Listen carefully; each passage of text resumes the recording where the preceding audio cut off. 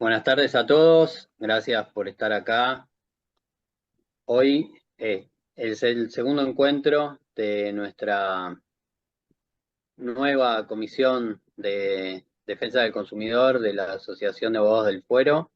Hace apenas 2 meses que empezamos a trabajar y ya nos dimos el mes pasado el lujo de tener al doctor Tambusi y hoy, bueno, la terminamos por completar con el doctor Waldo Sobrino. El doctor tiene una generosidad que entiendo que todos la conocerán, pero la tengo que destacar porque no fue más que convocarlo para que esté acá y bueno, nos puso una sola condición que voy a tener que leer en su presentación, que los que lo siguen sabrán cuál es. Por suerte no soy hincha de River, así que la voy a poder leer sin problemas. Bien hecho. No quiero, no quiero entretenerlos, pero les quiero hacer una convocatoria a participar, si quieren, de nuestra comisión. A lo largo de la charla vamos a poner un link para invitarlos a asociarse bueno, a la Asociación de Abogados del Fuero, pero también a participar de la comisión. Nosotros tratamos de eh, aportar al ejercicio profesional de todos los abogados que litigamos en el fuero de consumo. Esta es una forma, organizando charlas, pero tenemos otras, así que los que estén interesados, durante la charla vamos a compartir un link. Bueno, sin más, si te parece, Waldo, te hago la presentación. Eh, el doctor Waldo Sobrino es agradecido exalumno de la Facultad de Derecho de la Universidad de Buenos Aires, es orgulloso profesor de la Facultad de Derecho de la Universidad de Buenos Aires. Durante más de 30 años tuvo el honor y privilegio de ser discípulo y amigo del genial maestro Carlos Gersi. Es hincha de Boca. Bueno, con ustedes el doctor Waldo Sobrino. Eso era lo más importante, hincha de Boca. Es más, no quiero ponerte en tensión, Martín ni Daniela, pero hoy estoy acá porque ayer ganó Boca. Si perdí me agarraba una depresión y te imaginas que se iba a justificar esto, que no diéramos la charla, porque era así. Así que, amigos, un placer, un gusto. Aquellos que puedan prender la cámara, mucho mejor, porque si no esto es como dar una charla en un baño de noche oscura, ¿viste? Así que si le veo la cara, veo cuando se van durmiendo, y de paso veo algunos amigos como Raúl, que tanto tiempo, ¿cómo andás, Raúl? Amigos, un placer estar acá, especialmente, ¿por qué? Porque hay mucha gente joven que son los que van a ser el derecho del futuro. Entonces, ¿qué es lo que quiero? Voy a plantear algunas cosas desde el punto de vista de la herejía. Es decir, en latín herejía debe significar quilombo mental. Quiero plantear cosas quizás distintas, aclarando que no tengo la razón, ni mucho menos, ¿ok? Y acá lo importante es lo que piensa cada uno de ustedes, ¿está? ¿Por qué? Porque para que nuestro país crezca, para que nuestra doctrina sea mejor, no hay que aceptar bajo ningún punto de vista el argumento de autoridad. Esto lo dijo tal cual. ¿Y a mí qué? ¿Ok? Lo que tenemos que hacer es pensar por nosotros mismos. Y si dentro de un año me vuelven a convocar para una charla y llego a pensar lo mismo que hoy, apaguen la cámara y díganme, Waldo, no evolucionaste nada. No podemos todos los años pensar lo mismo, tenemos que ir evolucionando. ¿Ok? Por eso no tenemos que tener temor de dejar de lado lo que piensa la mayoría de los doctrinarios importantes. Cada uno tiene que pensar por sí mismo. Así que, con todo gusto, amigos, si las veces que quieran me interrumpen, así esto se hace menos aburrido, para que sea un ida y vuelta y después las consultas que tengan, con todo gusto a disposición, estamos para colaborar entre todos. El temita Waldo, que tenemos, discúlpame. sí, Escriban las preguntas en el chat y después vamos cortando, las vamos leyendo, si les parece. lo Todo que usted tuyo. diga, Dani, así será, lo que usted ordene. Entonces, ¿de qué vamos a hablar, amigos? De, primero les voy a tirar una carga en la cabeza. ¿Qué significa esto? Las demandas que vamos a tener que hacer nosotros de ahora en más tienen que ser demandas docentes. Demandas docentes, ¿eso qué significa? Que le vamos a tener que explicar al juez un montonazo de cosas. ¿Por qué? A ver, el tema de la charla de hoy es el marco normativo de los consumidores. ¿Ok? Bueno, la verdad que si vos lo pensás un poquito, decís, ok, dale, Ley de Defensa del Consumidor.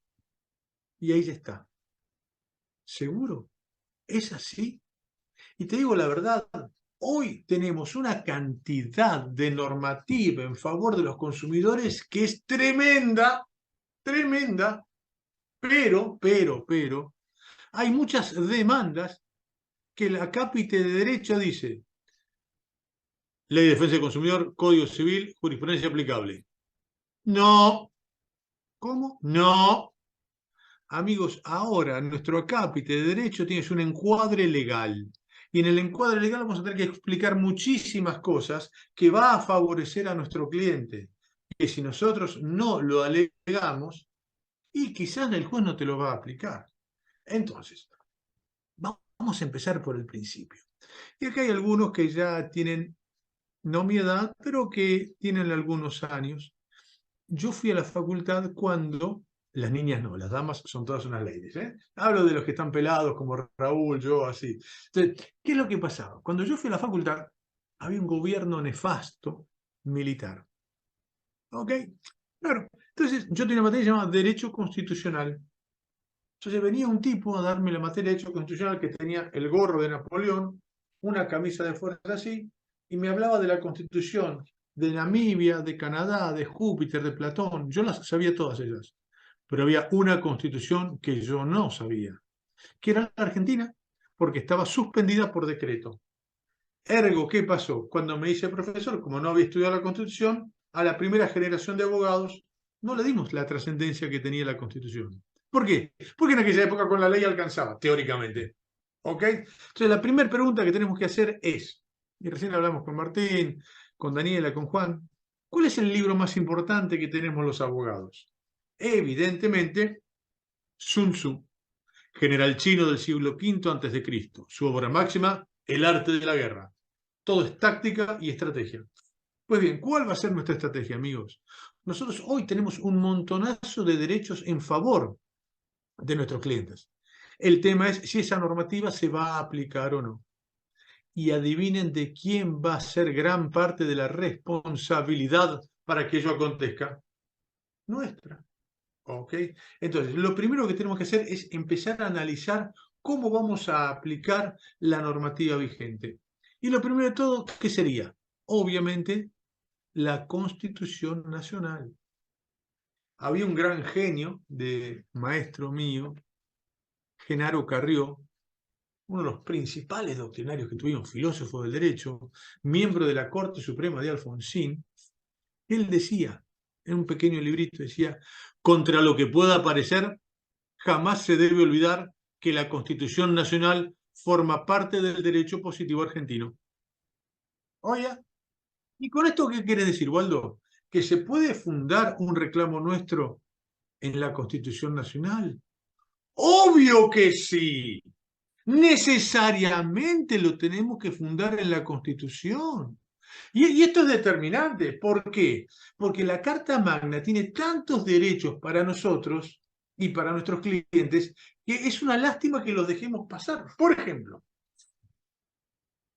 ¿puede haber una sentencia que sea injusta y que sea legal? ¿Puede haber una sentencia que sea inequitativa y que sea legal? ¿Y la respuesta cuál es? Por supuesto que no. ¿Cómo? No. ¿Y por qué no? Sencillo. Preguntémonos, en la famosa pirámide de Kelsen, acá arriba está la Constitución. ¿Y la Constitución habla algo de la justicia? ¿Qué dice el preámbulo? Afianzar la justicia. Ah, caramba. Entonces, si un juez dicta una sentencia injusta, esa sentencia violenta la Constitución Nacional. ¿Y dice algo de la equidad de la Constitución Nacional? Sí, por supuesto, el artículo 42 de la Defensa del Consumidor. Trato digno y equitativo. Ah, entonces la Constitución te habla de la justicia, de la equidad y de la dignidad de las personas. Fíjense qué tema fundamental. ¿Por qué? Y acá sí hay algo que tenemos que explicarle a los jueces. Uno de los principales filósofos de la actualidad es el alemán Robert Alexi. ¿Y él qué te dice, Alexi? ¿Cómo son las normas? Las normas se dividen en dos partes. Una, las deontológicas y otras las axiológicas. Las axiológicas son las que se refieren a los valores. Las deontológicas, que son los deberes, se divide en dos partes, reglas y principios. ¿Y esto qué significa, Waldo? Muy sencillo, que si una norma es deontológica y dentro de las deontológicas hay un principio, los principios son obligatorios. Va de vuelta, amigos. Los principios son legalmente obligatorios.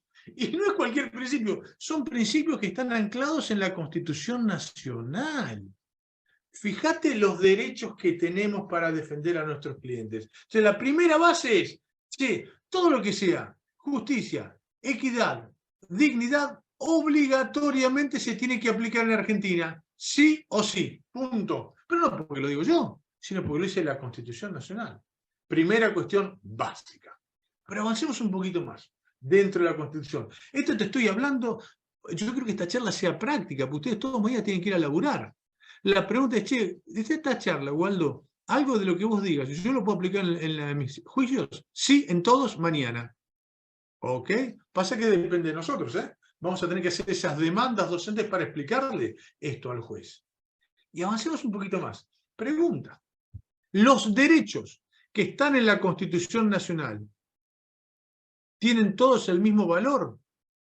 Y la doctrina tradicional dice, sí, claro, por supuesto. ¿Seguro? Y una vez leyendo a un gran constitucionalista, Ekmejian, él decía, para. ¿Sabes que yo tengo para mí que hay derechos que valen más que otros? Animal, ¿cómo decís eso? Y Ekmejian decía, sí, yo sé que es difícil, pero creo que sí. Y ahora te hago un ejemplo concretísimo. Artículo 42 versus artículo 17. Es decir, consumidores versus derecho de propiedad. ¿Alguno tiene prioridad sobre el otro? Escuchemos a Ekmejian. Ekmejian te decía, mira, para poder determinar si un derecho personal tiene preeminencia sobre uno patrimonial, tengo un par de pautas, dice él. Uno, el principio pro homine, que ya lo vamos a ver en unos minutos. Segundo, la renunciabilidad. ¿Qué significa esto? Cuanto más difícil sea de renunciar un derecho, mayor importancia tiene. Y acá viene la pregunta, colegas, ¿qué es más difícil de renunciar? ¿A un derecho personal o a un derecho patrimonial? Obviamente que al personal. Pues bien, ya lo tenemos más arriba en la cima. Y la segunda cuestión es la restricción normativa. ¿Qué es más difícil de restringir en una ley? ¿Los derechos personales o los patrimoniales? Los personales. Pues bien, acá ya Ekmejian te está diciendo, señores, analicemos que puede ser, y esto hay que plantearlo al juez, que algunos derechos personales, léase los derechos de los consumidores, pueden tener preeminencia normativa por sobre los derechos patrimoniales. ¿Ok? Primer tema que es fundamental. ¿Tá? Avancemos un poquito más. La Constitución, utilizarla para el planteo de inconstitucionalidad. ¿Ok? Y acá viene un par de cositas que tenemos que plantear, porque a veces vos entras en un juicio al principio y otras veces entras, te llaman más tarde cuando ya el juicio está avanzado. La primera pregunta sería, decime, ¿la declaración de inconstitucionalidad es de oficio o a pedido de parte? Bueno, la mayoría de la doctrina seria dice a pedido de parte. Seguro. Y acá viene otro tema. Tengan presente que también la declaración de inconstitucionalidad puede ser de oficio. Y esto lo dice la propia Corte Suprema de Justicia de la Nación en el caso Mil de Pereira. ¿Y quién era Mil de Pereira? Era una jueza que, por un tema de remuneraciones, llegan a la Corte Suprema, todo el colectivo de jueces correntinos. El abogado de los correntinos se olvidó de plantear la inconstitucionalidad. Fíjate qué despelote. Ahora, ¿qué sucede? La Corte Suprema tenía que dictar sentencia. Y la ley que se aplicaba ahí era inconstitucional, pero no se había planteado la inconstitucionalidad. Entonces los jueces se preguntaron, si yo tengo una ley inconstitucional y el abogado se olvidó de plantearla, ¿yo qué tengo que aplicar esta ley? Y la respuesta fue, obviamente que no. Por tanto, la ley se puede dictar la inconstitucionalidad incluso de oficio. Paralelamente, cuando hay un abogado proactivo, también puede pedir la inconstitucionalidad. ¿Y hay alguna ley que vos tengas en la mente, Waldo, que hay que pedir la inconstitucionalidad? Sí, por supuesto. Y ahora viene la parte de los chistes para los jóvenes. Cuando yo era joven, hace mucho, mucho tiempo, en el siglo pasado, por $1 te daban $1. No, no es un chistecito, no, de verdad, por $1 te daban $1. ¿Ok? Como consecuencia de eso se dictó una ley, que es la ley que prohíbe la indexación, porque $1 era $1. ¿Ok? Hoy me daría la impresión que no estaría igual la paridad. ¿Tá? Casi 500-1.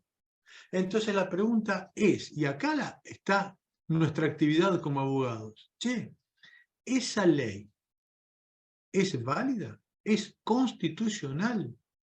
Y la respuesta va a ser sí, hermano, si se dictó hace 30 años y está aplicándose. Acá viene lo que la propia Corte Suprema de Justicia de la Nación denomina inconstitucionalidad sobreviniente. Los que son más viejos recordarán el fallo Cejeán de la propia Corte Suprema de Justicia de la Nación. ¿Quién era Cejeán? Un abogado que se había divorciado y quería volver a casarse. Y la ley no se lo permitía. ¿Ok? Y entonces el tipo llega a la corte y dice, che, fui a primera instancia, el juez me dijo que no porque la ley lo prohíbe. Fui a la Cámara, me dijo que no porque la ley lo prohíbe. Corte, me quiero casar de vuelta. ¿Y qué dijo la corte? ¿Sabe qué? La ley de matrimonio civil, creo que era la 2393, de la época de Roca, me parece, prohibía que vos te vuelvas a casar. Y esa ley fue constitucional durante 100 años. ¿Pero qué pasó? Cambió la sociedad. Y como la sociedad cambia, también debe variar la interpretación de la normativa. Entonces, a partir del caso Cejeán, la propia Corte dijo, mire, una ley que fue constitucional durante 100 años, hoy se ha convertido en inconstitucional. ¿Por qué? Porque es la denominada inconstitucionalidad sobreviniente. ¿Tá? ¿Y esto por qué te lo planteo? Justamente hablábamos con Martín, Soledad, con Juan, con Daniela, del tema de la actualización monetaria de las sumas aseguradas. ¿Nos están grabando, Daniela? Porque quiero decir que eso es una estafa. Lo graban, ¿no? Lo repito. Es una estafa que no se actualice la suma asegurada. ¿Ok? O sea, vamos a pegarle al fallo Flores de la Corte Suprema, que es horrible. Pero ojo, no le echemos toda la culpa a la justicia. La pregunta sería, che, nosotros cuando hacemos las demandas, planteamos la inconstitucionalidad de la normativa que prohíbe la indexación. ¿Ok? Entonces, acá viene la táctica y estrategia de Sun Tzu. Somos nosotros los que tenemos que poner las bases legales sobre las cuales el juez va a tener que dictar sentencia. Entonces, vos fíjate, primer tema fundamental, la Constitución Nacional. Entonces, la Constitución Nacional como cuestión que es netamente aplicable, sí, seguro. Y dos, cuando corresponda plantear la inconstitucionalidad de las normas. ¿Está? Declaración de inconstitucionalidad. Muy bien. Y al lado, ¿qué tenemos? Tenemos a los tratados internacionales de derechos humanos. A ver, voy a hacer una pregunta y nadie me conteste. ¿Cuántos de nosotros en el tema de derecho aplicable planteamos los tratados internacionales de derechos humanos para defender al consumidor que es nuestro cliente? Hello. Y si no lo hacemos nosotros, ¿por qué se lo vamos a exigir al juez? ¿Ok? Entonces acá viene el tema. Che, Waldo, pero decime, ¿se puede aplicar a los consumidores los tratados internacionales de derechos humanos? Sí, por supuesto, pero no lo digo yo no soy nadie. Eso lo dijo mi maestro, Carlos Bersi, en el año 93, 94. Carlos Bersi dijo una frase que 25 años después fue una epifanía para mí, una revelación. ¿Qué dijo Bersi? El derecho de los consumidores forma parte de los derechos humanos. Cuando eso lo dijo en el 94, yo le dije, bueno, si a vos te gusta, si no duele, si a vos te deja contento, dale que va. Total, qué problema hay. Claro, 25, claro, yo tengo 4 abuelos vascos, así que mi inteligencia no es muy alta, ¿no? 25 años después digo, este pibe era un genio. ¿Por qué era un genio? Claro, hermano, porque si el derecho de los consumidores forma parte de los derechos humanos, los tratados internacionales del artículo 75 y 122 se va a aplicar a tu cliente en el juicio que hoy tenés. Mira cómo cambia el mundo. Y esta es normativa legal de la puntita de la pirámide. Todavía ni siquiera empezamos a hablar del Código Civil, la Ley de Defensa del Consumidor. No, ni nada, nada. Estamos hablando de la puntita. ¿Alguien puede decir que esa normativa no se aplica? No, ni de casualidad. Y esta normativa está apoyando a tu cliente de una manera sustancial. ¿Ok? Claro, pero está bien, Waldo, muy bonito, pero ¿y esto qué significa, hermano? Ya digo al juez, sí, aplicamos los tratados internacionales, ¿y qué va a pasar? Y acá es donde tenemos que ver, y acá tenemos que estudiar y tenemos que analizar, porque tenemos tanta normativa en favor nuestro, amigos. Tenemos que ver qué dice la Corte Interamericana de Derechos Humanos. Y esto es realmente un espectáculo. ¿Qué dice la Corte Interamericana? Te da algunos principios que se van a aplicar a tu caso. Pero va más allá. Acá viene un tema que a mí me causa mucho placer. Pregunta, amigos. ¿Las sentencias de la Corte Suprema de Justicia de la Nación son obligatorias erga omnes? No. Lo dice la propia Corte. Es el caso concreto. Tendrá algún aval doctrinario, moralmente, pero no es obligatoria. Ahora te cambio la pregunta. Y vos fíjate, las sentencias de la Corte Interamericana de Derechos Humanos son obligatorias erga omnes. La respuesta es sí. Epa. ¿Y quién dice eso? Nuestra propia Corte Suprema de Justicia de la Nación. Ok, vos fijate lo que estamos diciendo. La sentencia de la Corte Interamericana de Derechos Humanos, nuestra propia Corte reconoce que son de aplicación obligatoria. Creo que es el fallo Videla. ¿Ok? Vos fíjate qué interesante. Bien, bien, pero ahora bajámelo, Waldo. Yo tengo un caso de un consumidor. ¿Qué va a implicar esto? ¿Qué me da la Corte Interamericana que me sirve a mi cliente? 4 principios que son fundamentales. Ahora los vamos a desarrollar. 1, pro homine. 2, operatividad. 3, progresividad. Y 4, no regresión. Ahora vamos a ver cada uno de ellos.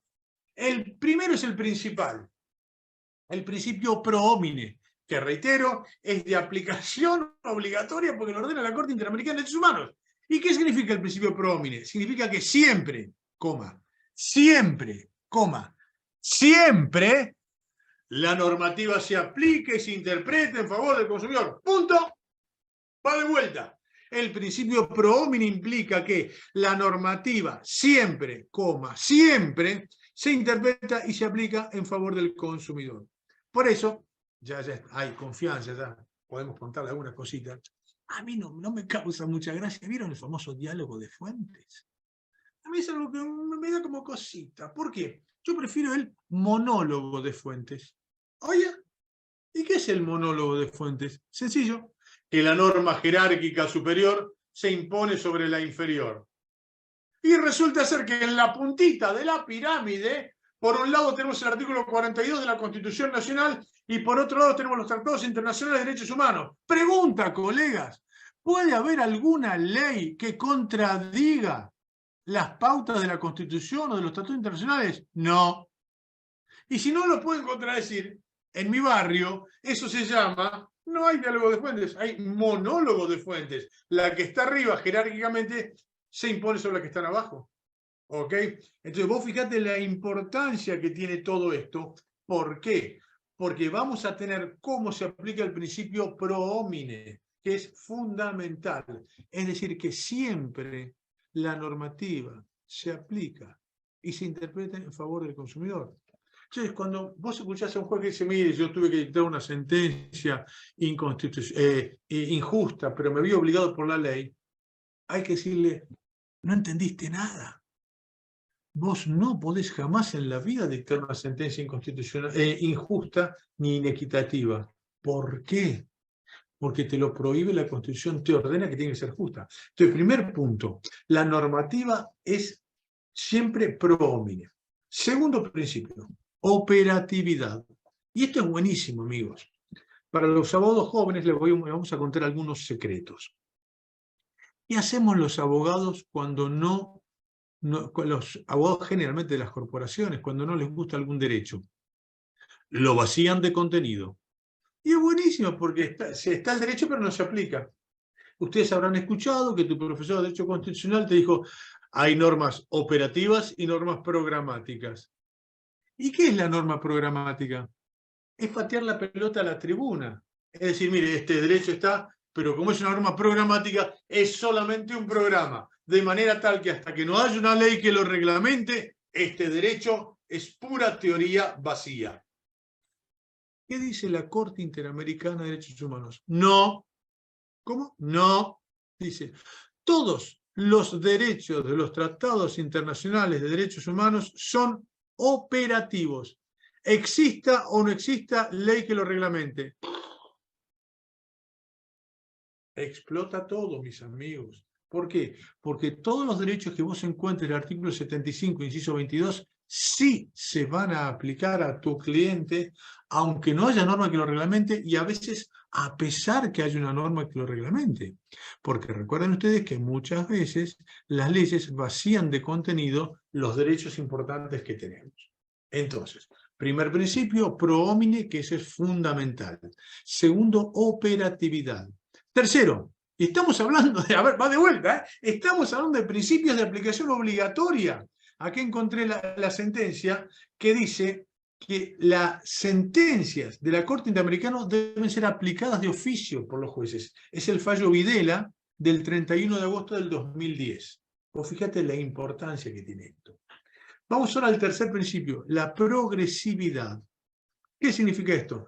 Que los derechos tienen que ir avanzando, progresando en favor de los consumidores, y la interpretación y la aplicación siempre tiene que ser dinámica para mejorar la posición de los consumidores. Después, si tenemos tiempo, vamos a hablar del deber de información, que es un oxímoron en sí mismo. El deber de información y cumplimiento del mismo. Es todo mentira, todo verso, todo falso. Y esa falsedad, vos decís, Waldo, que será así. ¿Me están grabando, Daniela? Sí. Bueno. Las compañías de seguros no cumplen con el deber de información de manera dolosa. ¿Cómo? Dolosa. Después vamos a ver por qué. ¿Ok? Pero esto lo tenemos que plantear en tribunales, amigos. Estamos en una república. ¿Tá? Si estamos en una república, nosotros, los abogados, son aquellos que defendemos los derechos de la gente, especialmente de los más vulnerables, porque los más poderosos se defienden solos. ¿Está? Entonces la progresividad implica que los derechos tienen que ir progresando, mejorando para los consumidores. Y cuarto principio, el principio de no regresión. Y acá, amigos, vamos a empezar a pelearnos con mucha gente, especialmente con la Corte Suprema. ¿Qué significa el principio de no regresión? Significa que los derechos de los consumidores son derechos adquiridos de orden público que nadie te puede quitar, salvo circunstancias excepcionalísimas. Va de vuelta. El principio de no regresión implica que los derechos que tienen los consumidores son derechos adquiridos de orden público que nadie te puede quitar, salvo circunstancias excepcionalísimas. ¿Ok? Muy bien. Y ahora vamos a plantearle algo, a pelearnos con la Corte Suprema, total, ya que estamos. Pregunta. Nuestro nuevo amiguito, el Código Civil y Comercial de la Nación, ¿respeta el principio de no regresión? Para Waldo, que el código fue hecho por quien era presidente de la Corte Suprema. No me importa. Acá no hay argumento de autoridad. Yo te estoy preguntando a vos, como profesional, en igualdad y paridad de condiciones que un juez, si el Código Civil y Comercial respeta el principio de no regresión.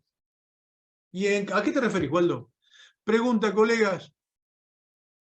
¿Quién es consumidor en la normativa vigente de Argentina hoy? Artículo 1092. Por un lado, aquel que forma parte de la relación de consumo. Bien. Segundo, quede equiparado al consumidor el beneficiario directo como destinatario final. Bien. Y tercero tenés a... ¿Cómo? No te escuchamos, Waldo. Nota. ¿Cómo? Nota. Principio liquid paper.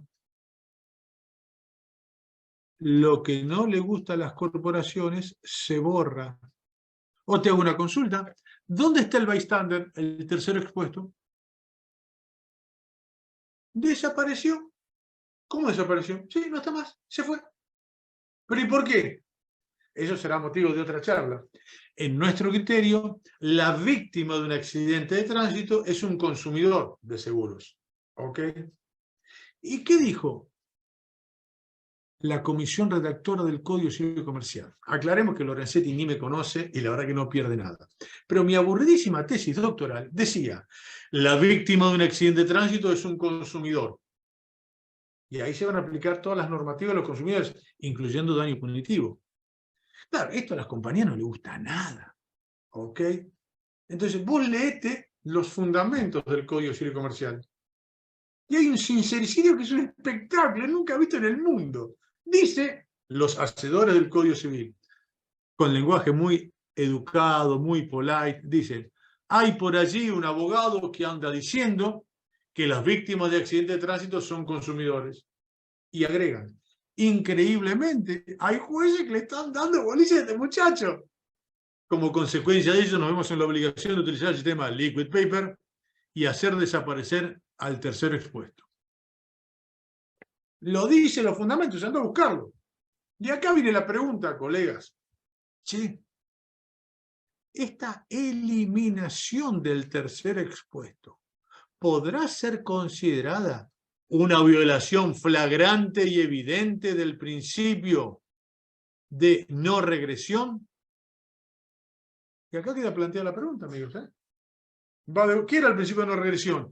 Que los derechos que tienen los consumidores, bystander, es un derecho adquirido de orden público que nadie te puede quitar, salvo circunstancias excepcionalísimas.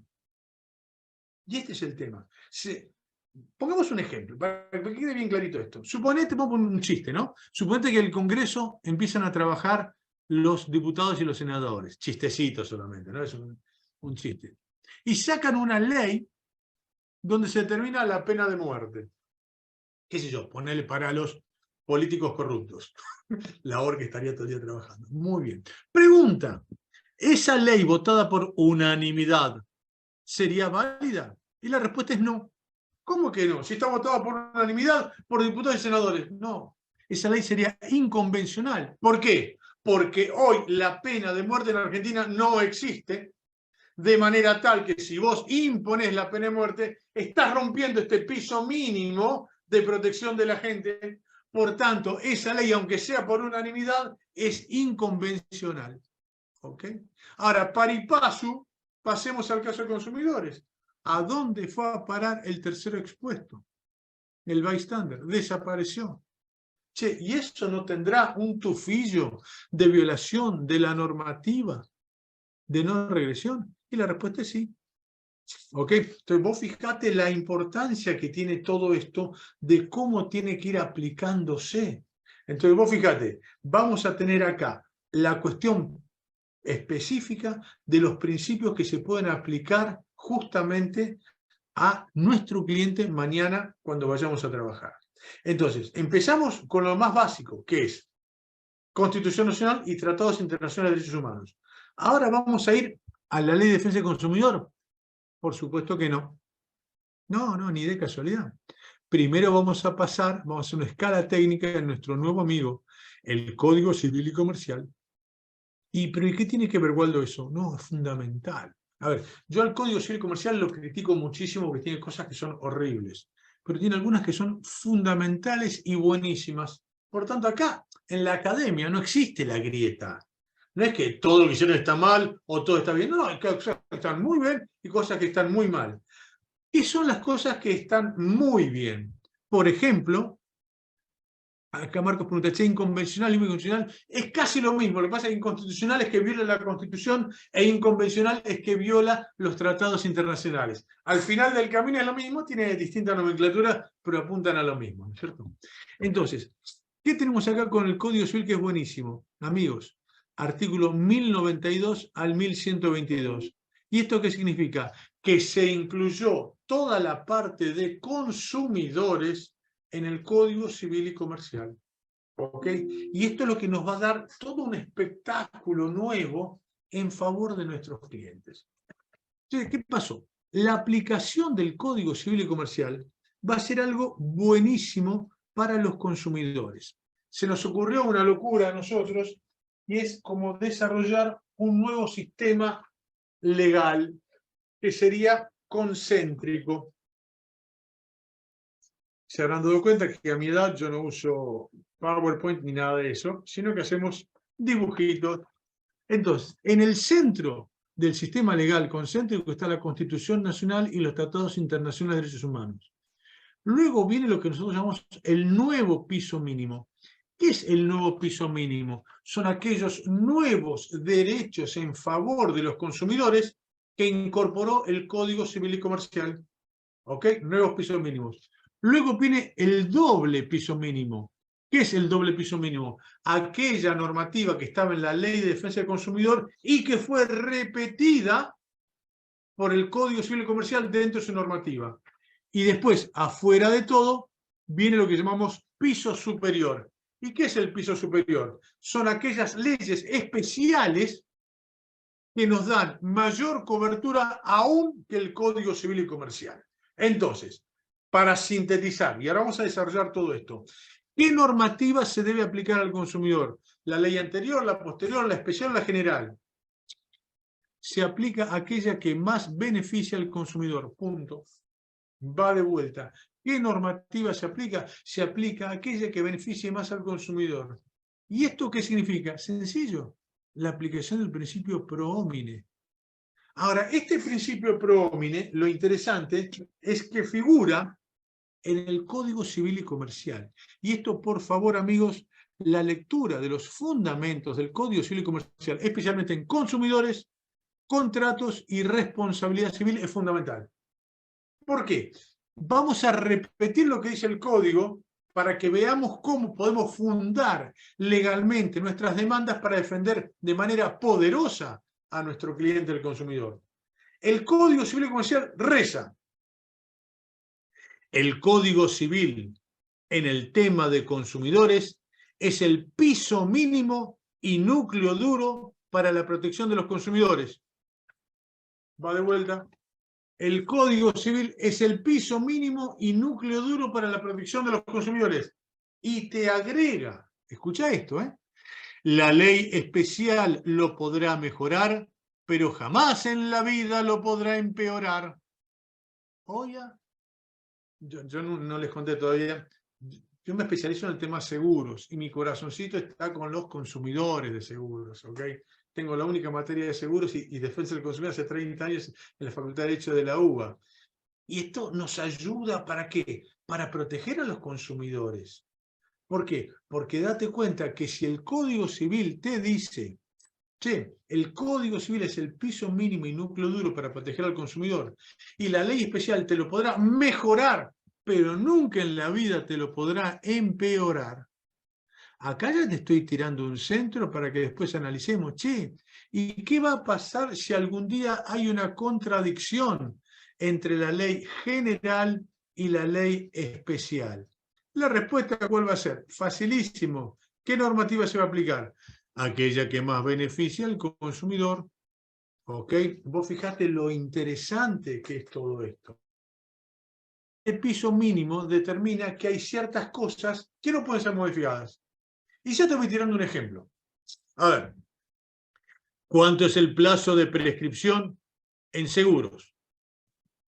1 añito, casi nada, la nada misma. ¿Ok? Muy bien. Resulta ser que dentro de las violaciones de la no regresión del Código Civil y Comercial, y esta no fue culpa de la comisión redactora, sino de la comisión revisora del Congreso, ¿qué hicieron? Pregunta, colegas, ¿cuánto es el plazo de prescripción en favor del consumidor en la Ley de Defensa del Consumidor?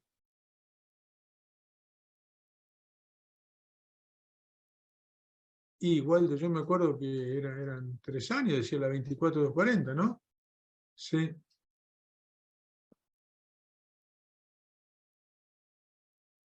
Liquid paper. ¿Qué pasó? Hace tiempo nosotros decíamos, che, hermano, si la ley de seguro dice que el plazo es de 1 año y la ley de defensa del consumidor dice que es de 3, y el asegurado es un consumidor, es una obviedad que al consumidor se le tienen que aplicar los 3 años de la Ley de Defensa del Consumidor. Es facilísimo. Al tiempo la jurisprudencia empezó a dar bolilla y dice, sí, la verdad que tiene razón, Waldo, si la ley de seguro dice 1 año y la defensa del consumidor dice 3, y la ley de defensa del consumidor es un derecho y es fundamental, anclado en la Constitución Nacional, es una obviedad que la prescripción van a ser 3 años. Por esas cosas que tiene la vida y nunca tuvo ningún tipo de explicación, cuando se aprueba el Código Civil y Comercial, se elimina el plazo de 3 años de la Ley de Defensa del Consumidor en favor de los consumidores. ¿Cómo? Argentina, la ley de Argentina es la única ley del mundo y alrededores, incluyendo Júpiter y Saturno, cuya normativa no te determina un plazo de prescripción en favor de los consumidores. Me estás jodiendo, Waldo. Si hubiese gente de otro país diría, pero qué raro que son los argentinos, ¿no? Tienen una ley para proteger al consumidor y tenían un plazo de prescripción y se lo eliminaron. ¿Y cuál era la explicación? La explicación concretamente era...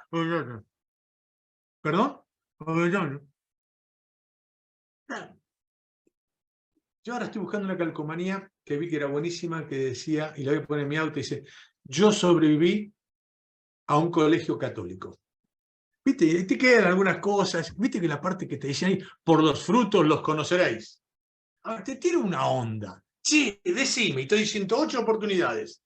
¿A qué clase de empresas les puede llegar a convenir la eliminación del plazo de 3 años de prescripción de la Ley de Defensa del Consumidor? A ver, pensemos. 1, a las compañías de seguros. 2, a las compañías de seguros. 3, a las compañías de seguros. Hermano, a ver si... ¿Me estás grabando, Dani? Sí. A ver si entendemos lo que es el lobby. A ver si entendemos. ¿Cómo carajo desapareció el plazo de 3 años de la Ley de Defensa del Consumidor? ¿La magia de la televisión? No, el lobby de las compañías de seguros, hermano. Es muy fácil. Capusotto.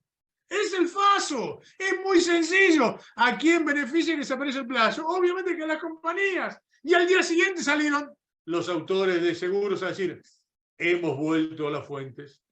El plazo que una época estuvo en 3 años, la gente toda equivocada, ha vuelto a ser de 1 añito.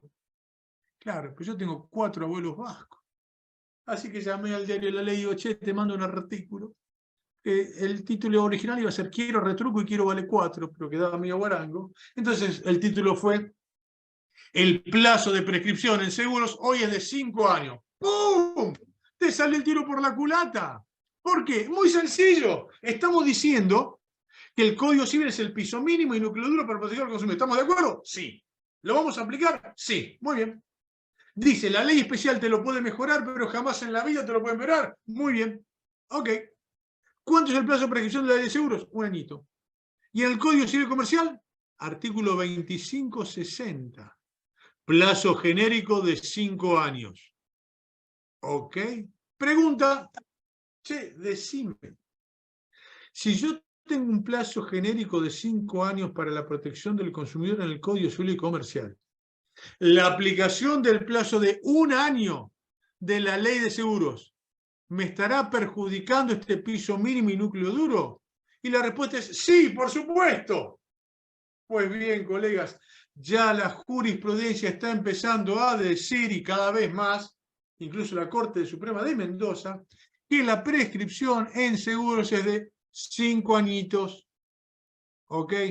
Obviamente que si te llega un cliente y te dice, mire, mañana se cumplen 11 meses, no dejemos pasar unos meses para proponer mi teoría. No, utilizar lo que sea inmediato. Ok, pero si a vos te llega y dice, eso fue hace 3, 4 años, yo creo que se puede aplicar, se puede pelear, porque justamente es el piso mínimo y núcleo duro. Es más, sigamos leyendo los fundamentos.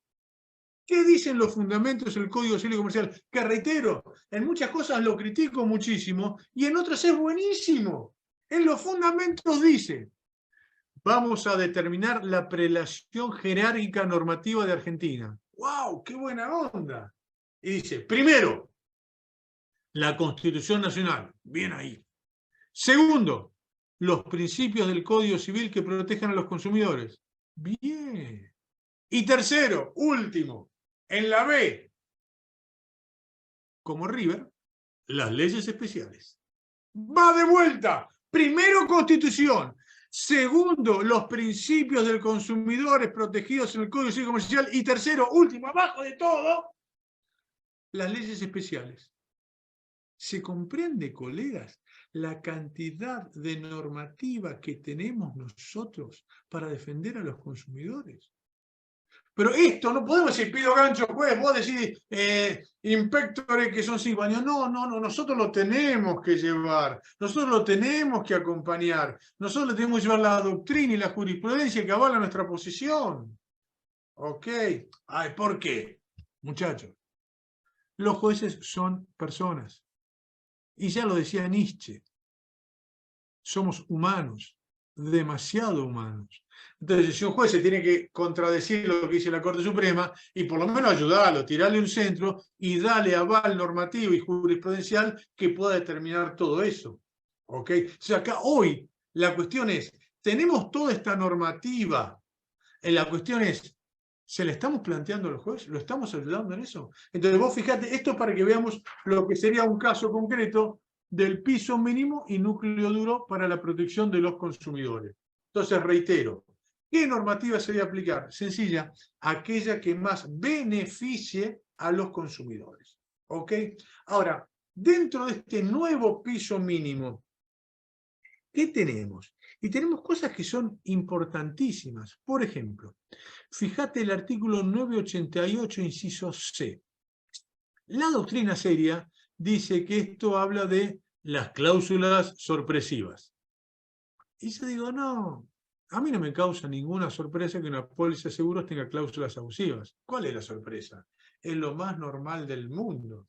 Entonces, si vos lees bien el 988, inciso C, vamos a leerlo para darle la interpretación que nos favorece a nosotros, que es la de las expectativas razonables. La jurisprudencia yanqui, no me van con nada los yanquis, pero en el tema de seguros ayudan mucho a los consumidores.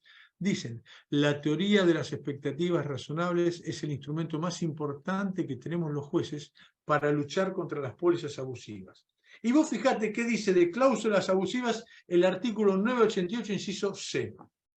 Las que por su contenido, redacción o presentación no son razonablemente previsibles. Las expectativas razonables. Entonces, acá viene el gran tema, amigos.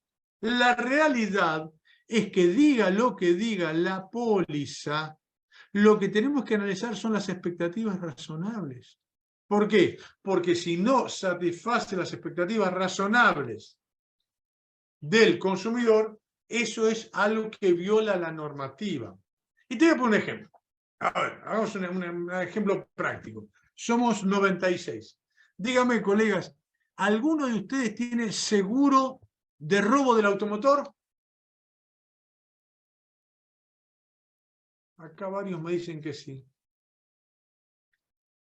No quisiera joderte la cena, pero en Argentina no existe el seguro de robo del automotor. Dale, Waldo, no me digas eso, hermano. Sí, a mí siempre me vende el seguro de robo de automotor.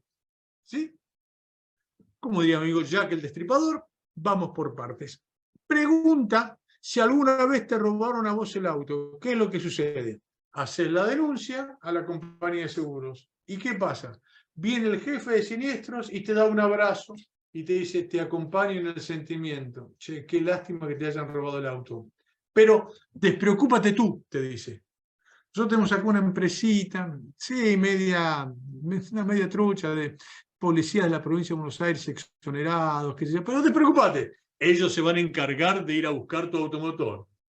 Y bueno, si me encuentran mi auto, que era mío, ok, dale que va, todo bien. A las 4 semanas te llama y dice, hola Martín, buenas noticias, apareció tu auto. Martín dice, Dios está conmigo, felices los 4. Muy bien, y Martín va a buscar el auto. Pero no sé si se habrán dado cuenta, hay gente del interior, pero acá en Buenos Aires, viste, los chorros últimamente no son muy prolijos. El auto te lo chocan, el auto te lo balean, el auto te lo funde.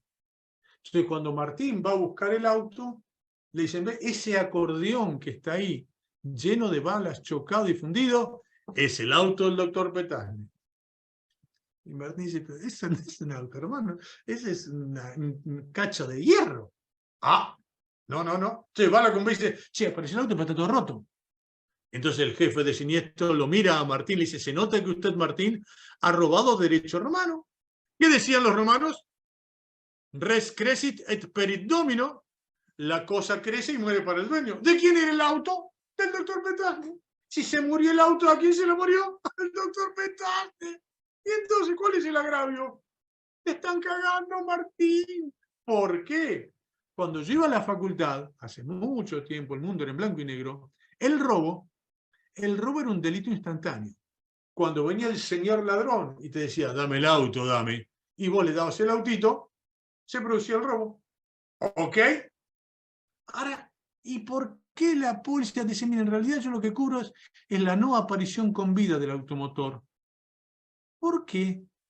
Y esto ya lo adelantaba nuevamente, adelantado el tiempo, el genial Carlos Berzi, que decía, el siglo XXI se caracteriza por el traslado del riesgo al consumidor.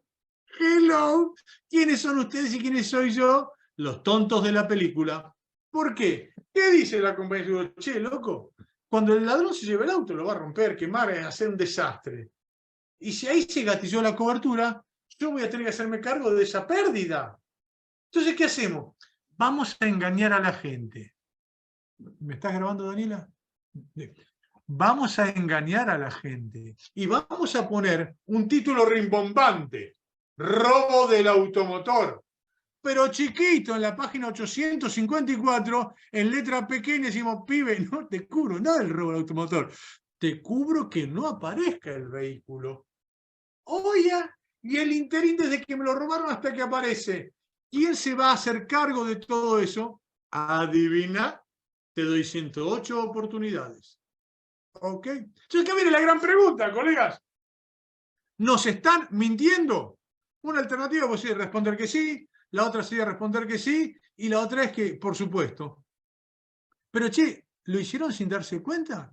¿O está, como diría el filósofo del Chavo, fríamente calculado? Lo hacen a propósito, porque todo el mundo en Argentina cree que tiene seguro robo del auto. Pero cuando te roban el auto dicen, un momentito, veamos si aparece el automotor o no.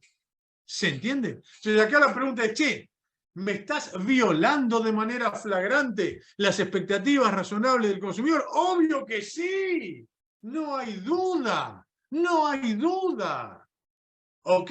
Y esto lo tenemos que plantear nosotros.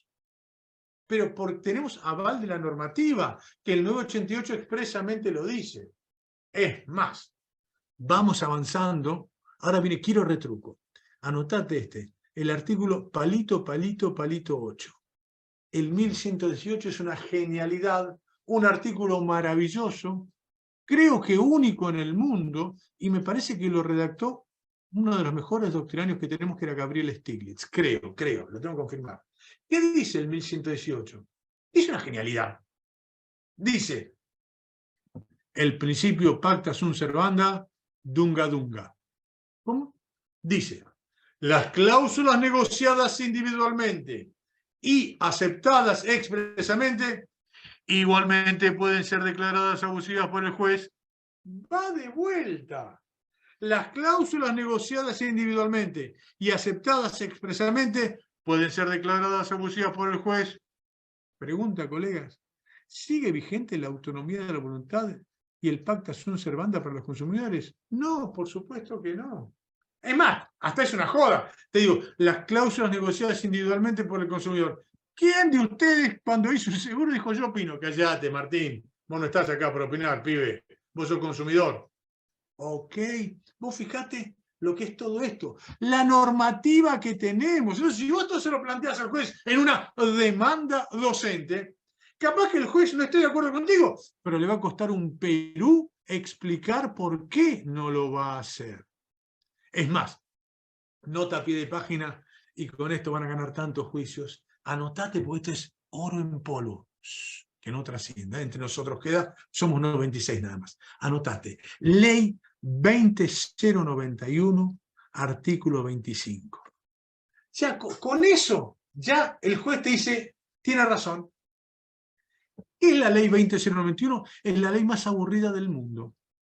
¿Ok? Daniela, si tu novio se porta mal, le decís, mira, si te estoy portando mal, te volé la ley 20091. No, no. ¿Qué es? Es la ley que rige la actividad de las compañías de seguros. Insoportable. Insoportable. Muy bien. ¿Y qué dice el artículo 25? Esto anotátelo en letras de oro. Dice, pero no lo dice Walter, yo no soy nadie. Lo dice la ley vigente para compañías de seguros. Dice, las cláusulas de las pólizas deben ser, comillas, lo dice la ley, equitativas. Oye, va de vuelta. El artículo 25 de la ley 20091, que rige a las compañías de seguros, ordena que las cláusulas y condiciones de las pólizas de seguros deben ser equitativas. ¿Ok? Y acá, sin entrar a filosofar, ni mucho menos, ya se decía que justicia es dar a cada uno lo suyo. Y equidad es la justicia en cada caso en particular. ¿Ok? Y acá viene la pregunta, che, ¿de verdad me van a poder aplicar una póliza de seguros que viola la normativa que rige a las propias compañías de seguros? Y acá no hay diálogo de fuente que valga. La respuesta es sí o no. Y hermano, y si la norma no es equitativa, es ilegal. Va de vuelta. Es ilegal porque viola la ley 20091, además de violar el artículo 42 de la Constitución Nacional, que también te exige la equidad. ¿Ok? Vos fíjate la importancia, la cantidad de normativas que tenemos en favor de los consumidores. ¿Está? Pero esto se lo tenemos que decir nosotros al juez. No podemos decir, ay, que el juez lo adivine solo. No, no, no, no. No se puede eso. Vamos por más. Acá, este sí, te voy a decir un artículo ultra secreto que no lo sabe nadie y creo que no se aplicó nunca en una sentencia. Pero, como estamos con Daniel, con Daniela, con Martín, ya entramos en confianza. ¿A quién se aplicará el plazo de un año? Está bien. Buena pregunta, Gustavo. El plazo de un año se va a aplicar cuando la compañía de seguros le quiera reclamar algo al asegurado. ¿Ok? Entonces, cuando la víctima consumidor le reclama a la compañía de seguros, 5 años. Asegurado a la compañía, 5 años. Cuando la compañía le reclama al consumidor, 1 año. ¿Ok? Ahora, escuchate este artículo, por favor, con esto, champagne para todos, Martín. Con este artículo del Código Civil no podemos perder ningún juicio. Está prohibido. Vos fíjate, tiene un título horrible. Dispensa anticipada. Dispensa anticipada del dolo. No, no, no, no. Dispensa anticipada de la responsabilidad. Y escuchate lo que dice esto. Cuando una compañía de seguros quiera oponerte una póliza de seguros que no es correcta. No lo digo yo, lo dice la normativa vigente. Artículo 1743. Ordena. Son inválidas. Inválidas. Las cláusulas que eximen o limitan la obligación de indemnizar. Che, parece que está hablando de las compañías de seguro. Va de vuelta. Son inválidas las cláusulas que limitan o eximen la obligación de indemnizar. ¿Cuándo? Cuando violentan normas imperativas, normas indisponibles, la buena fe, las buenas costumbres o son abusivas. Parece que habla de una póliza de seguros. Va de vueltas. Son inválidas las cláusulas que limitan o restringen la obligación de indemnizar cuando violentan normas imperativas, normas indisponibles, la buena fe, las buenas costumbres o son abusivas. Decime si con este artículo solito no le rompés los dientes a todas las compañías de seguros. Esto me hace acordar a San Agustín, que decía, ama y haz lo que quieras. El 1743 es lo mismo. Vos blandís el 1743 y no podés perder ningún juicio. Yo no sé cuántos jueces lo habrán aplicado, pero te lo planteo ¿por qué? Porque es algo que es fundamental para aplicarlo. ¿Está? Pero reitero, somos nosotros los que tenemos que ir avanzando en eso. Cuando yo era joven, teníamos una excusa perfecta que ustedes no tienen. Decíamos, el consumidor está desprotegido, pero no tenemos normativa para ayudarlo. Hoy tenemos toda la normativa del mundo. El tema es si nos animamos a plantearlo. ¿Ok? Entonces, tenemos que dejar las viejas demandas, copy-paste y todo eso. No, no, no. Foja cero. Empecemos de vuelta. Che, ¿qué dice nuestro nuevo amigo el Código Civil y Comercial? Muchísimas cosas valederas. Apliquémoslas. ¿Ok? Te tiro más cuestiones. ¿Qué más tenés acá para aplicar? La teoría de los actos de Estado. Reitero que estamos todavía en el nuevo piso mínimo, las cosas que antes ni estaban en la ley, que hoy la tenemos gracias al nuevo Código Civil y Comercial. Por eso tiene cosas muy positivas. Otro principio que lo escuchamos, pero que no tenía aplicación legal, normativa, era la teoría de los actos propios. ¿Qué es la teoría de los actos propios? Nadie puede de manera sorpresiva e intempestiva actuar autocontradictoriamente en perjuicio de la otra parte. Repetimos igual lo que no entendí. Nadie puede de manera sorpresiva e intempestiva actuar autocontradictoriamente en perjuicio de la otra parte. Caso típico que pasa mucho en el interior y también en la provincia de Buenos Aires, el asegurado le paga al productor de seguros. ¿Ok? Y después el productor de seguros quizás no pagó la cuota y la compañía dice, atrás Satanás, tú has vivido en la ilegalidad pagándole al productor de seguros. Por tanto, no tenés cobertura. No, no, hermano. Teoría de los actos propios. Si vos durante años toleraste que yo le pague a la productora de seguros, ahora no me puede decir que eso no es válido. Pues bien, esto está hoy vigente en el artículo 1067. ¿Ok? Y esto justamente te habla de la teoría de los actos propios. Normativa legal vigente. ¿Está? Fíjate qué interesante. Otro, y esto es para el caso típico de seguros. La prórroga de jurisdicción. ¿Qué es la prórroga de jurisdicción? Está a 2 o 3 centímetros de la estafa procesal. ¿Cómo? Claro.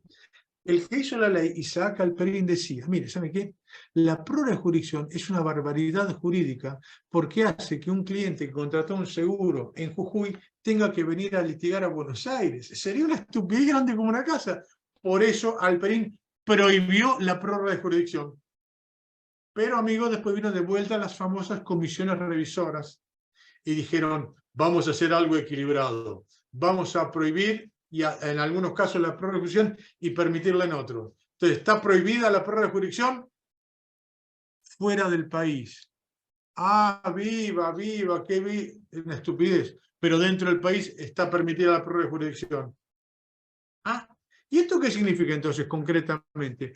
Que el asegurado tiene que ir a reclamar a los tribunales de la casa matriz de la compañía de seguros. Oiga, y esto, Daniela, que no transmitan esta grabación. Un día me puse a pensar, che, y si un día se juntan dos abogados de compañía de seguros y dicen, loco, ¿y si ponemos la casa matriz de la compañía de seguros en la isla de los estados? ¿Es República Argentina? Sí, claro. ¿Y sería legal, por supuesto? Entonces vos te tendrías que disfrazar de pingüino e ir a litigar a la isla de los estados. ¿Se entiende? Y esto lo está pasando. Cualquier tipo del interior tiene que venir a litigar a Buenos Aires, que están la mayoría de las compañías de seguros. O los que estamos en Capital y a litigar La Plata. O te toca Mendoza con Triunfo. Pero a mí me lo vendieron acá, hermano. Yo estoy acá en Buenos Aires, me vendieron el seguro. ¿Cómo tengo que ir? Me decían que tengo que ir a Mendoza, tengo que ir a La Plata. Me está jodiendo. No. Eso lo dice el artículo 16 de la Ley de Seguros. Pero se me ocurrió una idea loca. El artículo 1109 del Código Civil y Comercial. Che, ¿y qué dice el artículo, Waldo?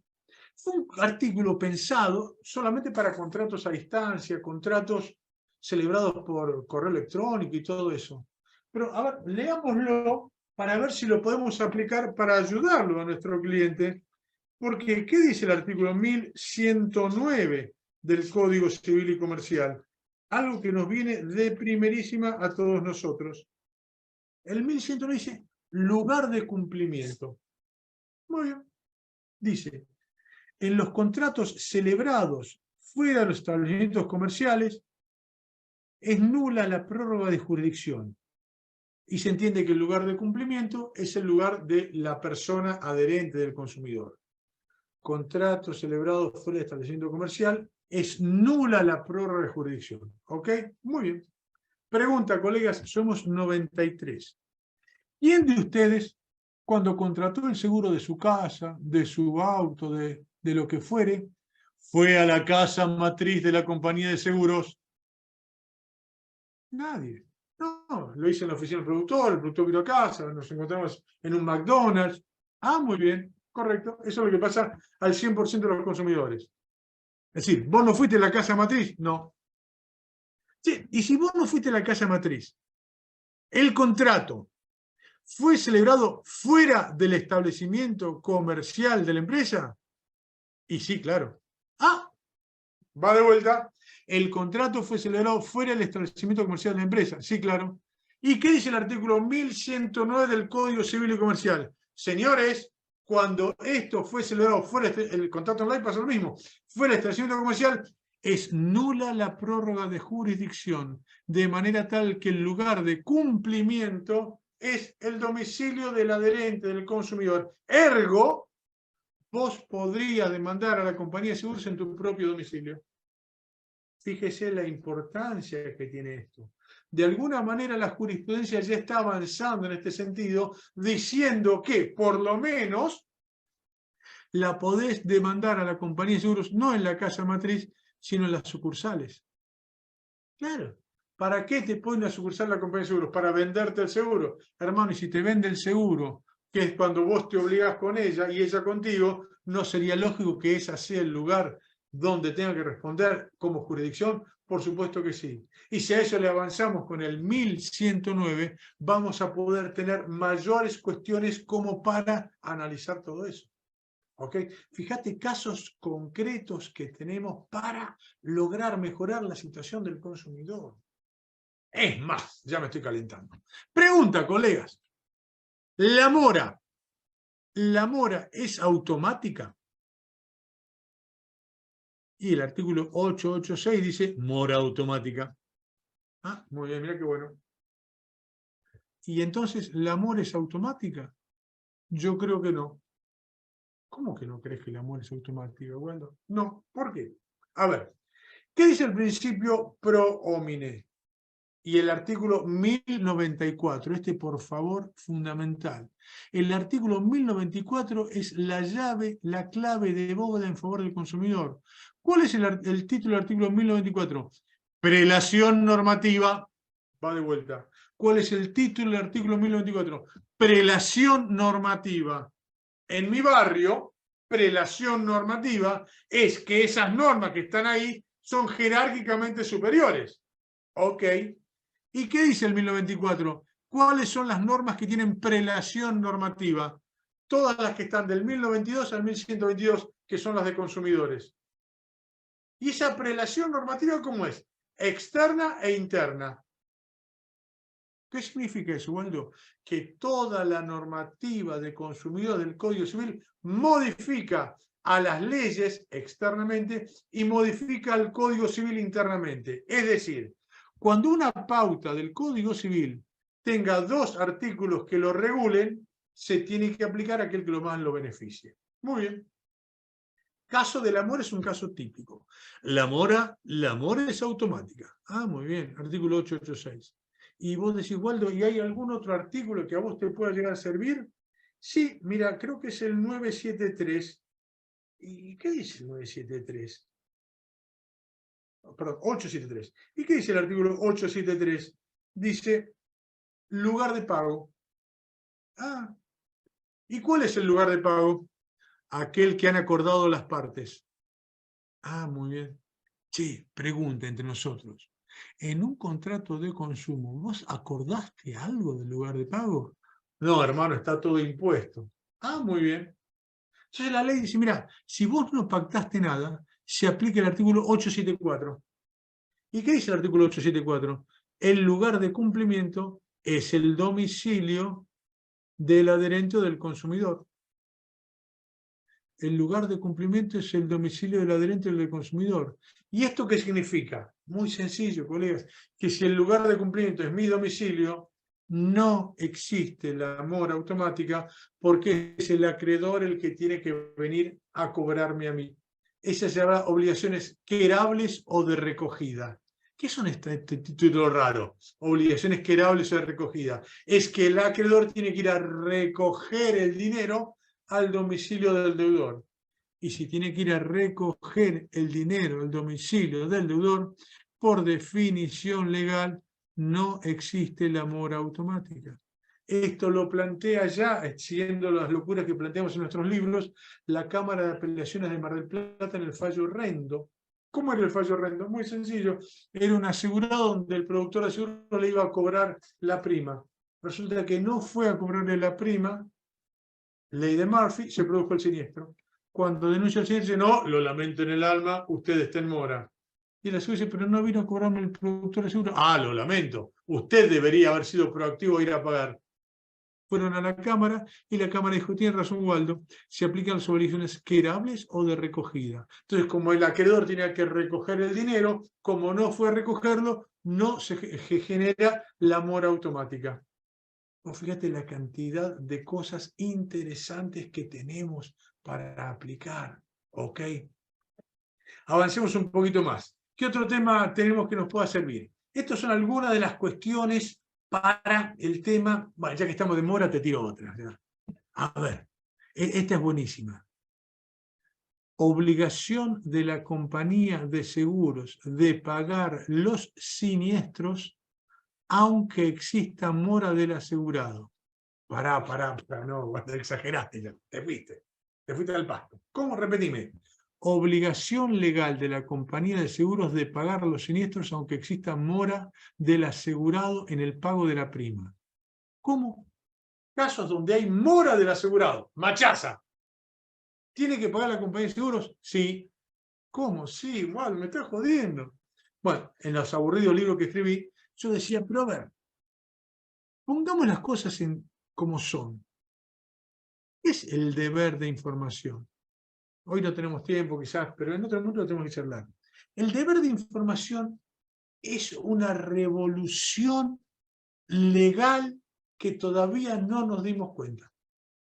Cuando hablo del deber de información, artículo palito, palito, redondito, redondito, hablo del deber de información, pero también el deber de asesoramiento y el deber de advertencia. Son tres obligaciones que tienen las empresas frente a los consumidores.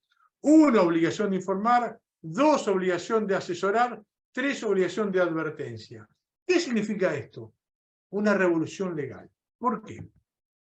Primero, vamos a ver. La obligación de informar se dice que es la columna vertebral del derecho al consumo. Muy bien, y queda muy lindo.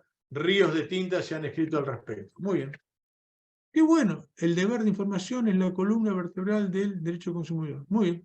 Señores, pregunta, ¿cuál es la consecuencia concreta y la sanción que se aplica a la empresa que no cumple con el deber de información? Somos 94. Va de vuelta a la pregunta. ¿Cuál es la sanción específica, concreta, que se le aplica a la empresa por no cumplir con el deber de información? Y la respuesta claramente es... ¿Cómo? ¿No entiendo? No hay. Lo mandan a la cama sin cenar, chas en la cola. No hay nada. ¿Me estás jodiendo, Waldo? ¿Cómo? ¿Es una obligación que tiene que no tiene sanción? Claro. ¿Qué te dicen las compañías de seguros? Bueno, si yo no cumplí con el deber de información y usted tiene un siniestro y no le gusta, plantea la nulidad del seguro. ¡Ah, joda! Ahora que tengo el siniestro voy a plantear la nulidad. ¿A quién le voy a cobrar entonces? ¿Se entiende? Y acá, amigos, les planteo esto, por favor, que esto sí es fundamental y creo que es una revolución legal. ¿Qué hacemos nosotros? Aplicamos el fallo Miranda. ¿Recuerdan ustedes el fallo Miranda? Un leading case de Estados Unidos, donde un atorrante, un hijo de puta, viola a una chica. Lo agarra la policía y el tipo confiesa que violó a la chica. A ese delincuente lo defiende el defensor oficial. Y dice, ¿sabe qué? Mi cliente es lo peor que hay en el mundo. Pero no se le dijo que se podía quedar callado y que eso no se iba a usar en su contra. Por eso cuando vos ves las películas de policías, apenas agarran al tipo y le dicen, le voy a leer sus derechos. Le leen el Miranda. Le dicen, mire, usted se puede quedar callado. Y si se queda callado, no va a ser usado en su contra. ¿Ok? Ahí se elaboró la teoría del fruto del árbol envenenado. ¿Qué es eso? Sencillo. Si el fruto es envenenado, el origen es espurio, es ilegal, el fruto que surge de ahí, la confesión, también está envenenada, es ilegal. Entonces, la confesión que surge ilegalmente no es válida. Teoría del fruto del árbol envenenado. Si el árbol está envenenado, la consecuencia está envenenada. Pues bien, colegas, esto lo planteo que lo apliquemos en Argentina. ¿Y qué querés decir, Waldo? Muy sencillo. Mira, escuchate esta. ¿Cuál es la consecuencia cuando la empresa en general o la compañía de seguros en particular no cumple con el deber de información? Facilísima. Y es la siguiente. No se le van a aplicar al consumidor ninguna cuestión que lo perjudique que debería haber sido informada por la empresa. Va de vuelta. Si la empresa no cumple con el deber de información, ¿cuál es la única consecuencia lógica que se puede aplicar? Mire, señor, usted empresa, usted compañía de seguro debería haber informado de esto. ¿Lo informó? No. Pues bien, ¿sabe cuál es la consecuencia? No, no es la nulidad del acto. La consecuencia es que aquello que vos deberías haber informado y no informaste, no se va a aplicar si perjudica al consumidor. Fíjese lo lineal, sencillo y espectacular que es todo esto. ¿Por qué? Porque hoy la compañía de seguros que hace no te informa nada, total no tiene sanción. Ahora, si cambiamos la perspectiva y decimos, todo aquello que me deberías haber informado y no me informaste, no se va a aplicar cuando perjudica al consumidor. ¿Y cuál sería el ejemplo, Waldo? El que recién hablamos. La mora del asegurado y la obligación de la compañía de seguros de pagar el siniestro. ¿Y por qué tiene que pagar el siniestro? Muy fácil. Esto ya lo dijo la Corte Suprema de La Pampa, el fallo Aubert contra Gardón, y la Corte Suprema de Mendoza, el fallo Martín contra Zurich. Las dos basándose en mi libro. Che, tiene razón, Waldo. ¿Por qué? A ver, si se produce la mora del asegurado, ¿qué dice la ley, el artículo 1100, que es una revolución jurídica? Habla del deber de información, que es igual al artículo 42 de la Constitución Nacional, igual al artículo 4 de la Ley de Defensa del Consumidor, pero, te agrega dos palabras. Que esas dos palabras hacen que cambie el mundo jurídico, colegas. Che, ¿cuáles son las dos palabras mágicas, Waldo? El artículo 1100 dice, ordena que la empresa debe informar al consumidor toda, comillas, circunstancia relevante. ¿Cómo? La empresa le tiene que informar al consumidor toda circunstancia relevante. ¿Ok? ¿Estamos de acuerdo hasta ahí? Muy bien. Entonces, ahora analicemos el caso. El asegurado incurre en mora. ¿Qué hace la compañía de seguros cuando el asegurado incurre en mora? Inmediatamente hace nada. ¿Cómo? Nada. ¿Cómo nada? No, porque te van a estafar. Waldo, te está grabando Daniela. Te van a estafar. ¿Y en qué consiste la estafa? Muy sencillo. Escuchate esta, porque es una genialidad. Kafka a la orden del día. Cuando el asegurado incurre en mora, la compañía no hace nada. ¿Por qué? Porque tiene el plan A y el plan B. ¿Cuál es el plan A? Si Martín incurrió en mora y no tuvo siniestro, le vamos a cobrar toda la póliza porque siempre tuviste cobertura. Pero tengo un plan B. Si Martín llega a tener un siniestro, pido gancho. Se suspendió la cobertura de manera automática y secreta y por tanto no pago el siniestro. Oye, esto es lo que se llama ganar-ganar. Si no tenés siniestro, te cobro la póliza. Si sí tenés siniestro, lo pido gancho. La cobertura se suspendió de manera secreta y automática y por tanto no tenés cobertura. Siempre me pareció una estafa eso. Y lo dije en los libros. Y en La Pampa dijeron, para. Como diría Fantino, no tendrá razón, Waldo. ¿Por qué? Che, si Martín entró en mora y la compañía de seguros le quiere suspender la cobertura del seguro de responsabilidad civil obligatorio, unos 15 días, Eugenia, se suspende la cobertura. ¿Será una circunstancia relevante? Sí, por supuesto. ¿Y qué dice el artículo 1100? Que la empresa tiene que informar todas circunstancias relevantes. ¿Y se le informó? No. ¿Cómo? No. Ah, no se le informó. ¿Y cuál debería ser la consecuencia legal para cuando la compañía de seguros no cumple con el deber de información?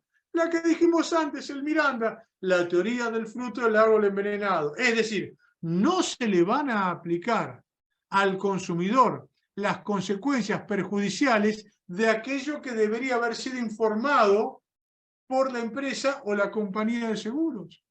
Es más, hace poco tiempo estaba dando una conferencia en la Cámara de Insurtech.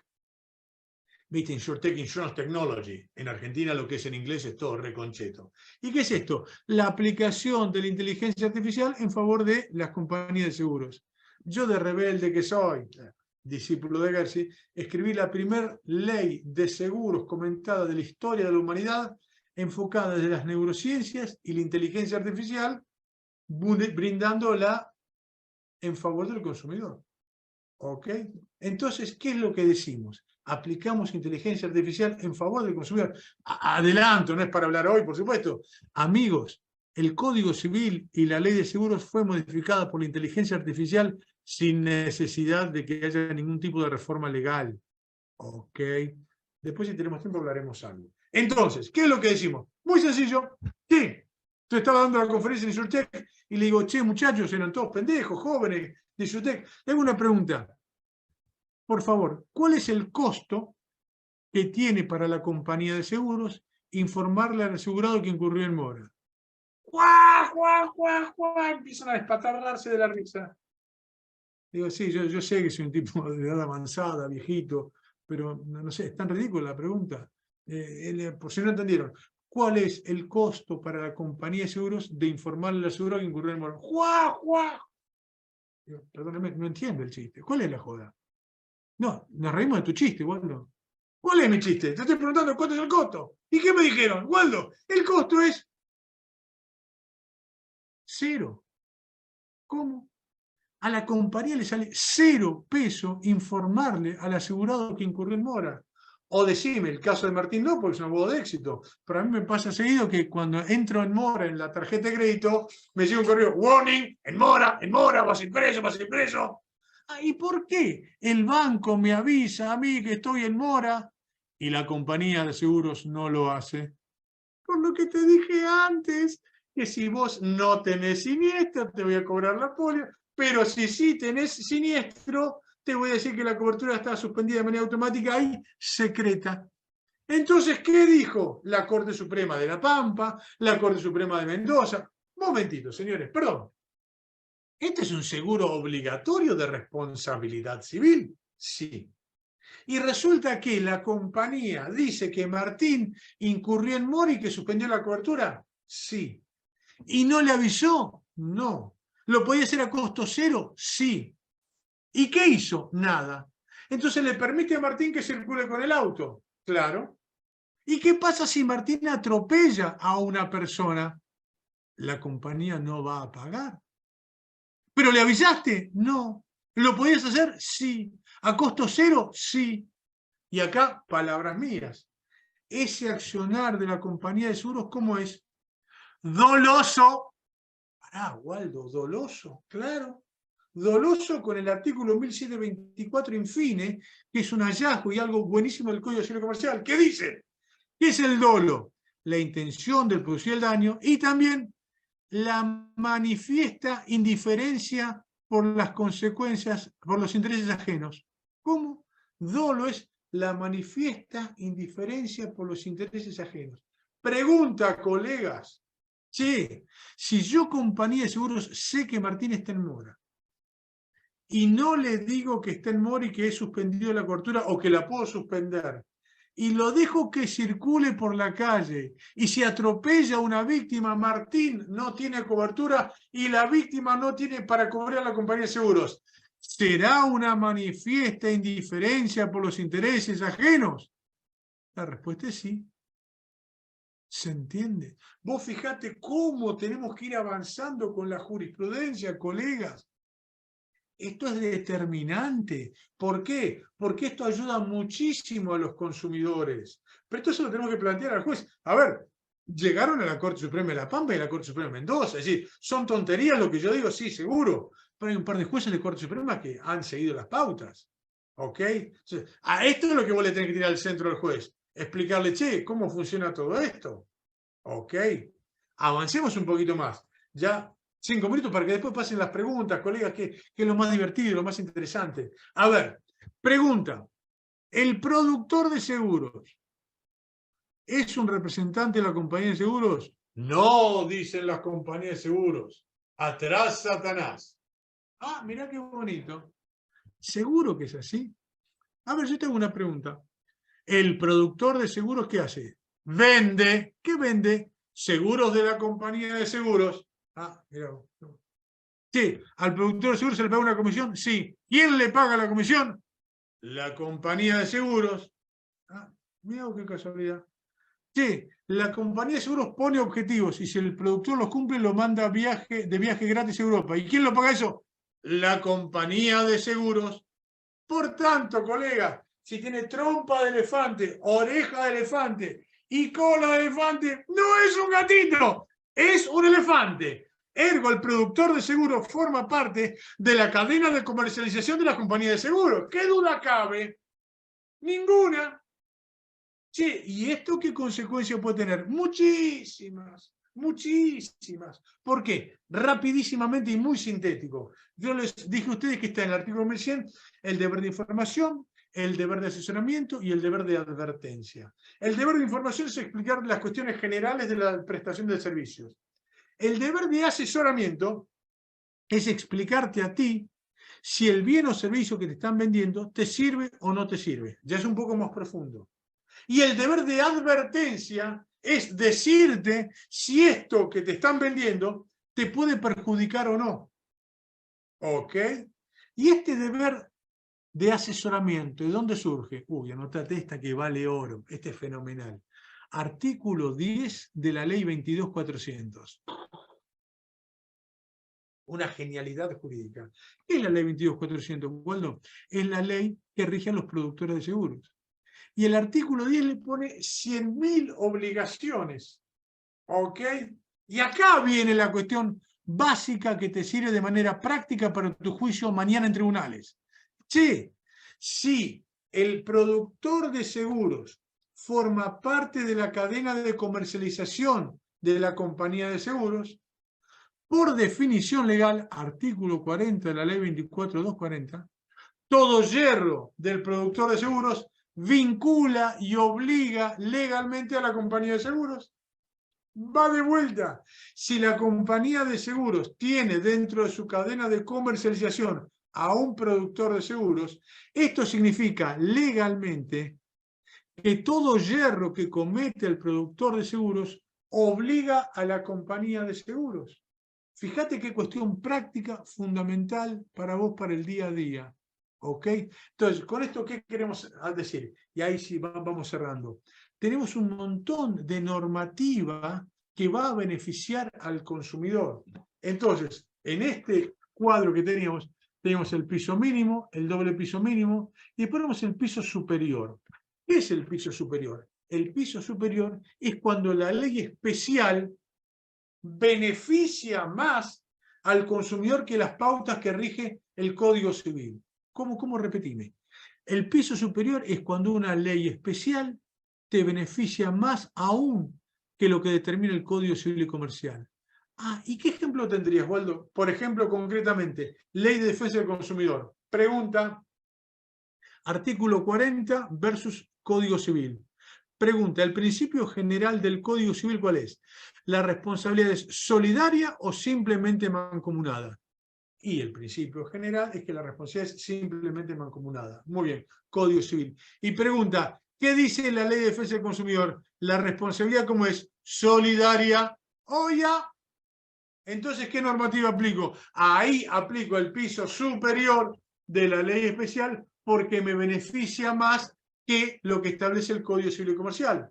¿Se entiende el juego que tenemos de normativa aplicable? Siempre se va a aplicar aquella que beneficie más al consumidor, pero no porque lo dice Waldo, yo no soy nadie. Te lo ordena el artículo 42 de la Constitución Nacional. ¿Ok? ¿Se entiende? Por eso nosotros planteamos que obviamente el Código Civil y Comercial modificó, por lo menos en 30 artículos, a la ley de seguros en beneficio del consumidor. ¿Ok? Entonces, primer piso superior, ley de defensa del consumidor. Otro principio, ley superior, ¿de qué? La ley de tránsito. ¿Y en qué te beneficia la ley de tránsito respecto al Código Civil? Muy fácil. La ley de tránsito ordena que en algunos casos la compañía de seguros es responsable aunque no exista responsabilidad legal del asegurado. ¿Cómo? Empezá de vuelta que me perdí. ¿Cómo? La ley 24240, artículo 68, determina que en algunos casos la compañía de seguros es responsable aunque no exista responsabilidad del asegurado. ¿Y eso dónde se aplica, Waldo? En la OLA, la obligación legal autónoma. ¿Ok? Entonces, ¿cómo es esto? Muy fácil. Si hay algún amigo que no sea de Argentina, va a decir, wow, la legislación de Argentina parece Finlandia.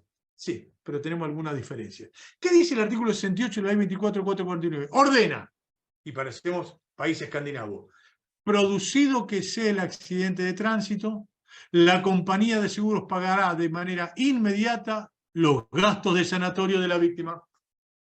Va de vuelta. Producido que sea el accidente de tránsito, la compañía de seguros pagará de manera inmediata los gastos de sanatorio de la víctima. ¿Ok?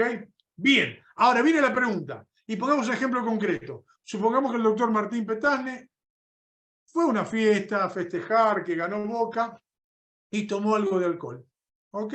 Muy bien. Así alcoholizado como está, utiliza su auto. Mal Martín ahí. Pero llega un semáforo en rojo y él está detenido prolijamente. Y viene Waldo Sobrino apuradísimo porque tenía que dar una charla y llegaba tarde. Le pego atrás a Martín y Martín atropella a un señor que estaba cruzando la calle. ¿Ok? Pregunta. Técnicamente, ¿existe responsabilidad legal de Martín? No, porque él estaba parado. Toda la causalidad es mía, que yo vine, él estaba parado legalmente, lo choco de atrás, le pego y atropella al peatón. ¿Ok? Responsabilidad de Martín, cero. Toda la responsabilidad Waldo Sobrino. Ahora, vos fíjate, esta es la parte importantísima. ¿Qué dice el artículo 68 de la ley 24449? La compañía de seguros de Martín tiene que pagarle los gastos de sanatorio a la víctima, aunque no exista responsabilidad de Martín. ¿Por qué? Porque esto es como un hospital. Cuando vos vas a un hospital no te preguntan, che, ¿vos fuiste el culpable del accidente? No, hermano, son gastos de sanatorio, hay que pagarlo sí o sí. Y esto no lo dice Waldo, lo dice la Superintendencia de Seguros de la Nación. Es decir, que las compañías de seguros tienen que pagar los gastos de sanatorio, no la indemnización, aclaremos, ¿no? No la indemnización, pero sí los gastos de sanatorio, aunque no exista responsabilidad de Martín en el accidente como asegurado. Y la pregunta es, che, ¿el Código Civil te dice esto? No, el Código Civil dice únicamente vos tenés que responder si hay responsabilidad de tu parte, ¿ok? Entonces acá de vuelta tenemos un piso superior, donde la ley 24449 puede ser un piso superior respecto al Código Civil y Comercial. Y la última, y ahora sí cerramos, la ley de seguros. Hay algunos artículos, amigos, que son oro en polvo para los asegurados. Uno es el 56. El artículo 56 de la ley de seguros ordena, producida que sea la denuncia del siniestro, la compañía de seguros tiene 30 días para aceptar o rechazar el siniestro o pedir información complementaria. ¿Ok? 30 días. En el caso en que no haga nada entre los 30 días, el siniestro queda aceptado iure de iure. Va de vuelta. Si la compañía de seguros se come el plazo de 30 días, el siniestro queda aceptado iure et de iure. Pregunta, ¿qué dice el artículo 979 del Código Civil y Comercial? El silencio, a lo sumo en algunos casos, es presunción iuris tantum. ¿Ok? Entonces, ley de seguros, piso superior. El silencio de la compañía de seguros es iure de iure. El del Código Civil es iuris tantum. ¿Cuál aplicamos? El piso superior de la ley especial. ¿Por qué? Porque beneficia más al asegurado. ¿Ok? Amigos, con esto vamos cerrando esto. Les agradezco mucho la atención y quedo a disposición para cualquier pregunta, toda consulta. Un gusto estar con ustedes. Gracias. Gracias, Muchísimas Waldo. gracias. aunque choqué, pisé gente, estuve alcoholizado y me devolvieron el auto hecho un acordeón, estuvo buenísima la charla. Pero siempre te di soluciones, ¿eh? Mirá qué bueno, te mandé al frente, pero logramos solucionarlo. Todos casos ciertos, además. Ahí Dani va a hacerte las preguntas, que son un montón, además de todos los agradecimientos que ahora están pasando. Hay un montón de preguntas que fueron escribiendo, así que ahí Dani te las va leyendo. Que sean preguntas fáciles, ¿no, Dani? Empezaron la primera pregunta y la hizo el culpable de que yo hoy esté acá, que fue mi profesor de defensa del consumidor en la UBA. Pregunta, ¿el incumplimiento contractual vulnera los derechos humanos del consumidor? Y yo creo que estamos muy cerca. Sí, claro, a ver. No llegamos a hablar del tema del daño punitivo y todo eso, pero acuérdense, amigos, si ustedes están haciendo en la asociación un estudio de todo eso, los daños punitivos son la madre de todas las batallas. Ya el genial Carlos Berzi lo decía, el análisis económico del derecho. ¿Y qué conclusión llegó Carlos? Una genialidad. Las compañías de seguros hacen lo que él denominaba incumplimiento eficiente. Perdón, repetime. Incumplimiento eficiente. La compañía de seguros incumple con vos y encima gana plata. ¿Ok? ¿Por qué? Porque no te paga el siniestro y te dice, haceme juicio. Pero cuando te hace juicio dices, ¿sabes qué? La suma asegurada no se actualiza. Entonces, incumple y gana plata, porque dentro de 7 años te pagan 4 caramelos Sugus usados. ¿Entiende? Entonces, ese incumplimiento contractual, derechos humanos, por supuesto que sí, y para mí, tengan presente que los daños punitivos que están en la defensa del consumidor siempre se pueden aplicar en favor del consumidor, y máxime cuando demostrás evidente. Nota a pie de pago. Cuando tengas que pedir los daños punitivos, a veces es difícil calcularlo. Te tiro una onda. UNS, que es la Universidad Nacional del Sur. Unos genios, los bahienses, que tienen a Hugo Asiarri, a Pamela Tolosa y a Matías Irigoyen Testa. Son genios del análisis económico del derecho. Pues bien, Martín Irigoyen Testa hizo una fórmula para el cálculo de los daños punitivos. Fíjate si es gratis, te metes ahí, todo bien, fíjate si te sirve. Es una pauta como para calcular los daños punitivos. Pero la realidad es que siempre habría que pedirlos. A ver, te cierro con esto. Hace un tiempo vino a Argentina François Jamás, uno de los más grandes doctrinarios franceses. Y dice, en Francia no hay más juicio de accidente de tránsito. ¡Wow! ¡Qué bien! Cuando sale decimos, che, François, qué cultura la francesa, qué nivel. Y el tipo que hablaba muy bien español dice, ¿qué nivel qué? Si somos tan latinos como ustedes, tan atorrantes como ustedes. Claro, pues no tiene juicio de accidente de tránsito. Ah, no, desde el 5 de julio de 1985. Y ahora, ¿qué pasó el 5 de julio de 1985? Se dictó la ley Badinter. ¡Wow! ¿Y qué dice la ley Badinter? Algunas cosas increíbles. Por ejemplo, que la compañía de seguros te tiene que hacer un ofrecimiento por escrito. ¿Cómo? La compañía de seguros tiene la obligación de hacerte un ofrecimiento por escrito. Pregunta, colega, somos 81. ¿Cuántos de ustedes han recibido ofrecimiento por escrito de las compañías de seguros? Nadie. Entonces, ¿qué hace la ley Badinter? Dice, vos le tenés que hacer un ofrecimiento por escrito.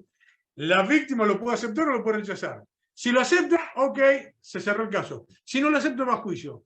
Entonces el juez, antes de dictar sentencia, agarra el ofrecimiento por escrito y dice, che, lo que ofreciste fue ridículamente bajo.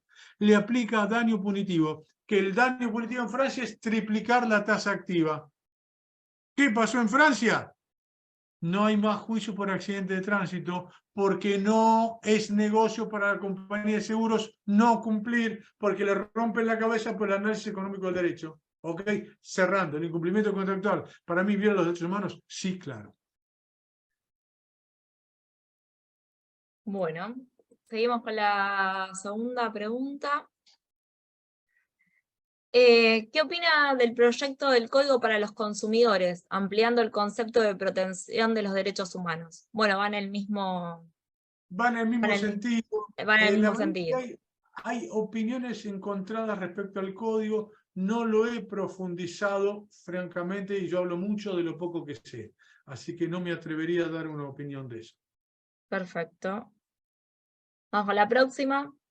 ¿Y por qué no ver a los trabajadores como consumidores de las aseguradoras de riesgo de trabajo? Esa es una buena pregunta. Hay fallos. Perdón, ¿quién dijo que no Los, son consumidores? Claro que los va perfecto. Por supuesto que son consumidores. A ver, al lado del derecho del consumo, dentro de derechos humanos, tenemos los derechos laborales. Por supuesto que sí. Y por supuesto que se pueden aplicar los daños punitivos, sin duda. Y perdón, hay amigos, fallos en ese recuerden, sentido, así que si quieren pueden enviarnos un mail a lo que es la comisión y se los pasamos. perdón, me olvidé decir, recuerden que el monto de los daños punitivos ha sido actualizado recientemente, ¿ok? Porque antes era una estupidez de chiquito, lo mató la inflación, pero ahora está calculado en canastas básicas, por tanto se sigue actualizando. ¿Tá? Perfecto. Bueno, hola, tengo una duda en relación a este tema en particular. En un auto asegurado contra todo riesgo, sufrió un choque con daños graves. Durante meses, el productor de seguros se manejó con evasivas, propuestas poco claras y ofreciendo montos insuficientes, y negando a toda costa que fuera destrucción total. Todo esto vía escrito e email.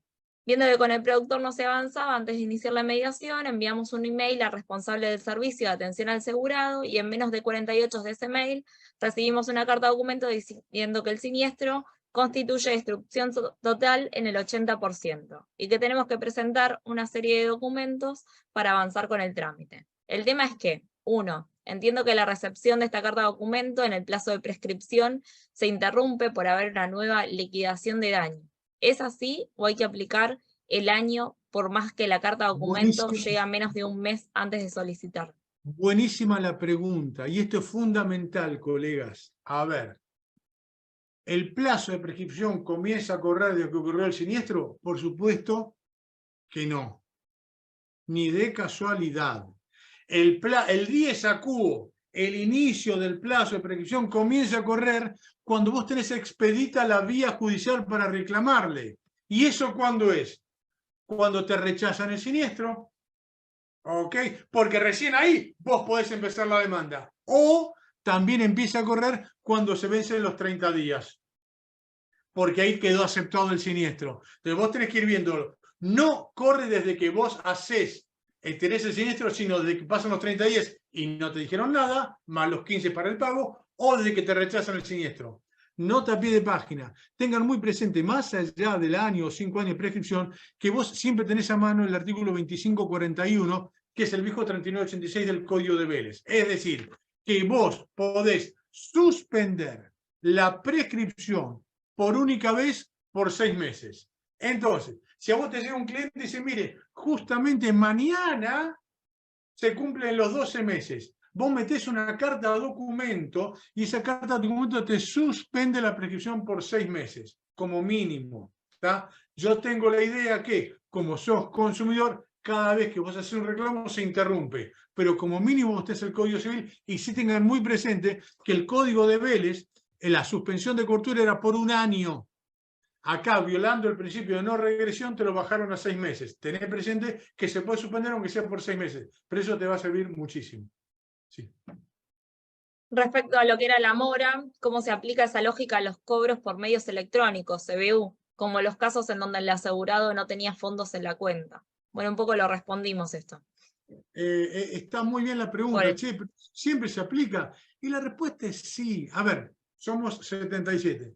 Por favor, me dicen la fecha, cada uno de ustedes, en que te vence la póliza del auto, cada una de las cuotas, y la de tu casa. Ni en pedo. No tengo la menor idea. Recuerden que Jorge Luis Borges, cuando escribió Funes el Memorioso, era un cuento fantástico. Nosotros somos consumidores, no tenemos ni... A ver, ¿cuántos vencimientos tenés vos en tu vida? ¡Millones! ¿Y lo tenés en la cabeza? Por supuesto que no.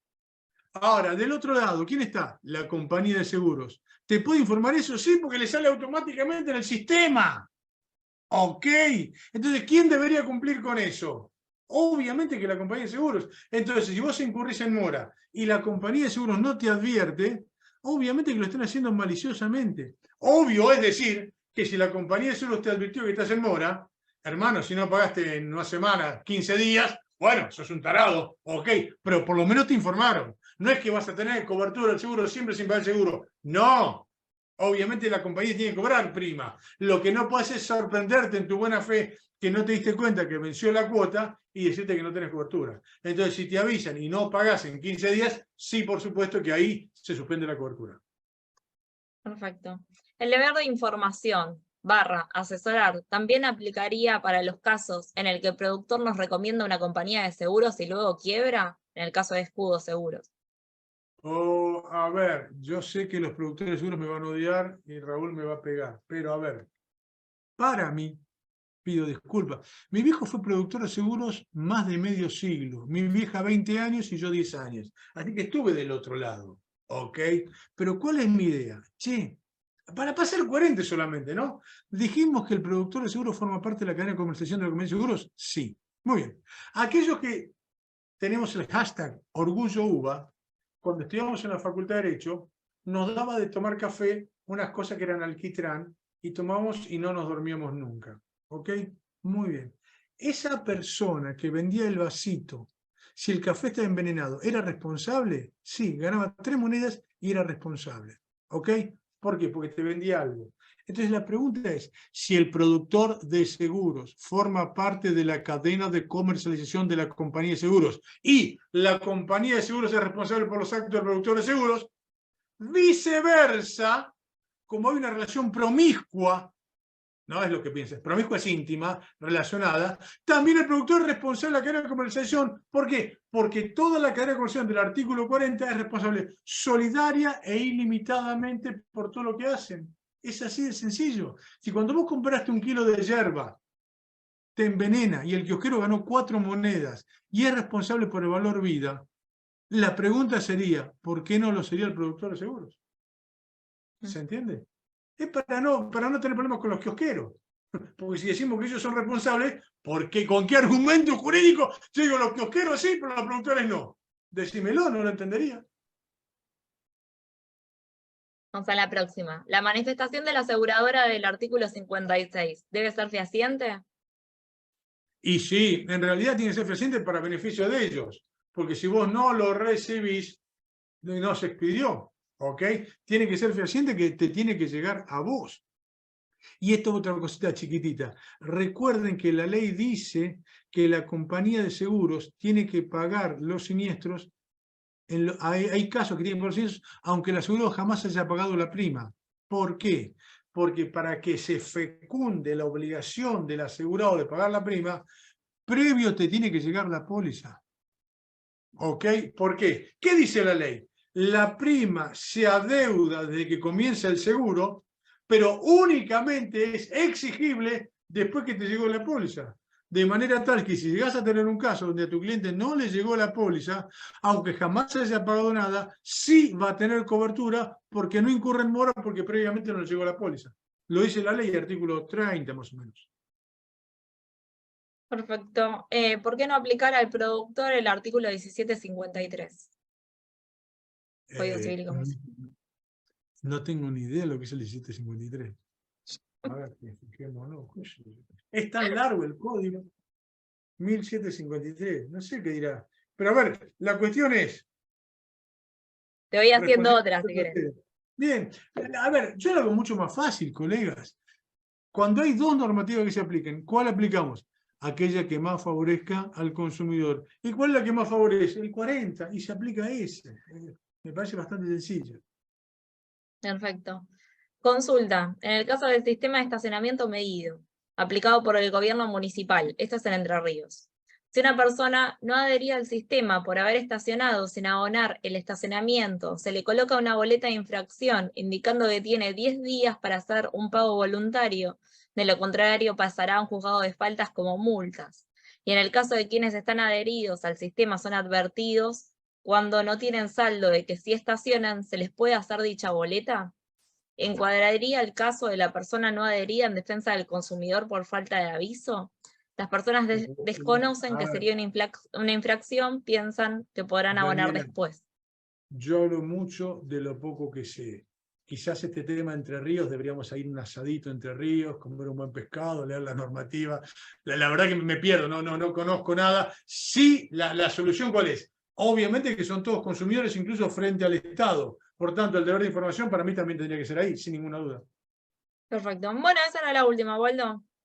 Sí, Bueno. igual si quedó alguna, me consta que el doctor Sobrino seguro nos la responde por mail, así que nos la mandan al mail de la comisión y nosotros se las reenviamos y seguro que nos va a contestar. Gracias, Antes de cerrar, Waldo. amigos, les Waldo, paso un aviso parroquial. pasá el chivo, por Sí. favor, Claro, esto para los que están muy aburridos y no tienen nada que hacer, les cuento que en agosto empezamos en la Facultad de Derecho de la Universidad de Buenos Aires un posgrado de seguros con 15 profesores extranjeros de todos lados. La verdad, muy interesante, lo hacemos los miércoles de 18 a 21. Por Zoom en la Facultad de Derecho, Universidad de Buenos Aires. Esto se publicita con la página de la Facultad de Derecho, o si se quiere meter en mi LinkedIn, Waldo Sobrino, ahí también hacemos la publicidad, presentamos artículos, novedades, jurisprudencia. Él quiere meterse con todo gusto. Van a ser bienvenidos. Raúl participó ahí, así que nos divertimos mucho. Los que quieran venir, reitero, y con esto cierro. Hoy, como abogados de consumidores, tenemos muchísimas herramientas para favorecerlo. El tema es que seamos nosotros los que elaboremos demandas docentes para convencer al juez. Esa es la estrategia. ¿Ok? Gracias, Waldo. Amigos, un placer, un gusto. Nos vemos a disposición. Chao, chao. Hasta luego. Muchas Muchísimas gracias. gracias. Gracias. Gracias.